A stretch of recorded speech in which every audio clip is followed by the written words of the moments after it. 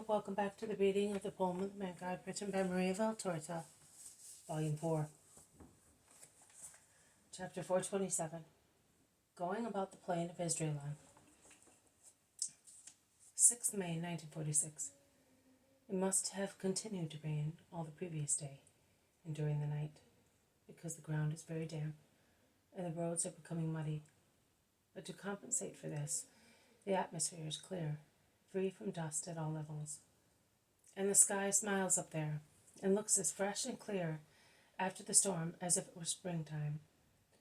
And the earth also smiles, dewy, fresh, clean, with the reminiscence of spring in the serene, fresh dawn.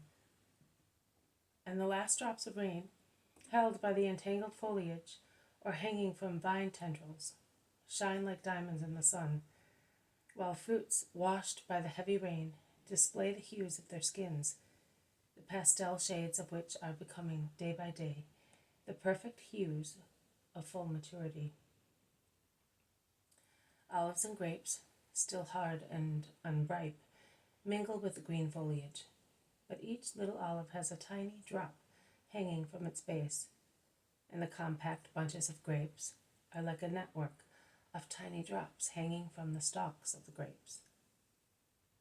"It is pleasant to walk today," says St. Peter, trampling joyfully on the ground, which is not dusty, does not scorch, and is not slimy either. "You seem to breathe purity, but look at the hue of the sky," Judas Thaddeus replies to him. "And those apples, that bunch over there, all around that branch. I do not know how it can hold the weight and come out of the mass of fruits with a cluster of leaves. How many colors! The green of the hidden ones is shading into yellow.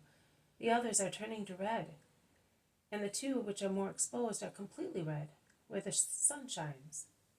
They look as if they were covered with sealing wax," says the zealot. And they walk on happily, contemplating the beauties of creation, until Thaddeus, immediately imitated by Thomas and the others, intones a psalm celebrating the creative glory of God. Jesus smiles upon hearing them sing so happily, and he joins in the chorus with his beautiful voice.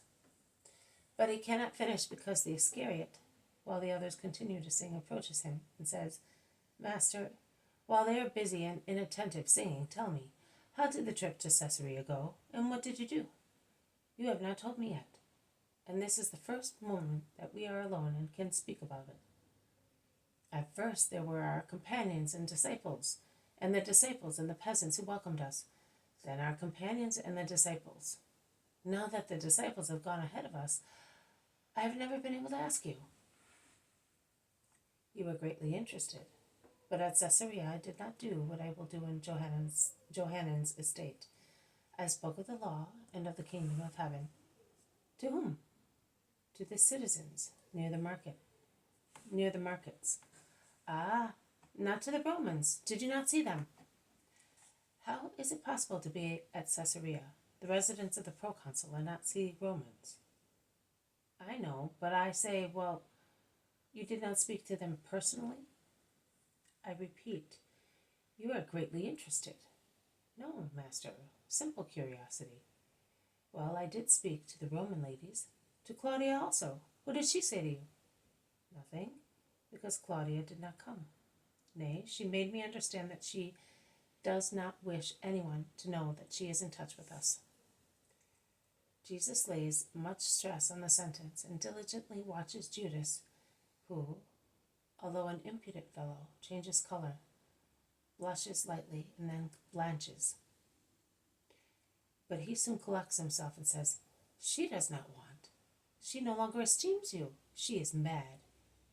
"No, she is not mad. She has a well-balanced mind.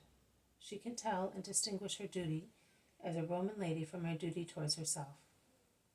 And if she procures light and breath for herself, for her soul, by coming towards light and purity, as she is a creature who instinctively seeks the truth and will not rest in the falsehood of paganism, at the same time, she does not want to be detrimental to her fatherland, not even in theory, as she might be making people think that she sides with a possible competitor of Rome. "Oh, but you are a king of the Spirit." "But you apostles, although you know that, cannot convince yourselves that it is true. Can you deny that?" Judas blushes again and then grows pale. He cannot lie and says, "No, but it is our excessive love that, even more so, who does not know me, that is Rome, can mistrust me as a competitor. Claudia is acting righteously, both towards God and her fatherland, by honoring me as king and master of the Spirit, if not as God, and by being loyal to her fatherland. And I admire loyal, just not obstinate spirits, and I would like my apostles to deserve the praise which I give to the heathen woman." Judas does not know what to say. He is about to part from the Master, but curiosity goads him again. Rather than curiosity, it is the desire to find out how much the Master knows, and he asks, "Did they ask after me?" "Neither after you nor any other apostle."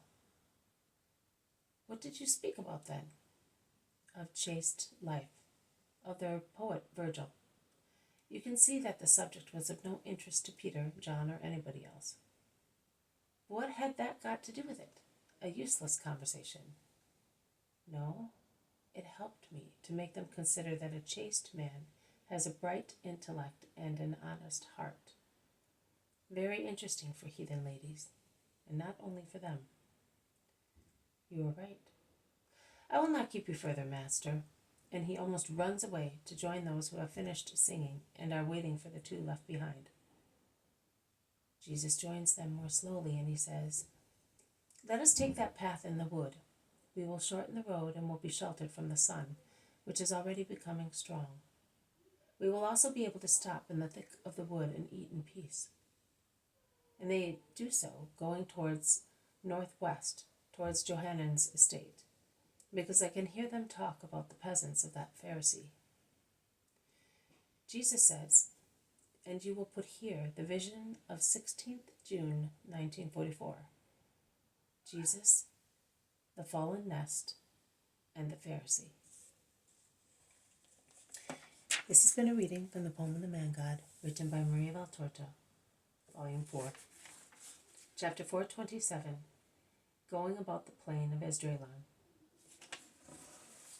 Thank you for listening. I will see you tomorrow. May God bless you, and may peace be with you.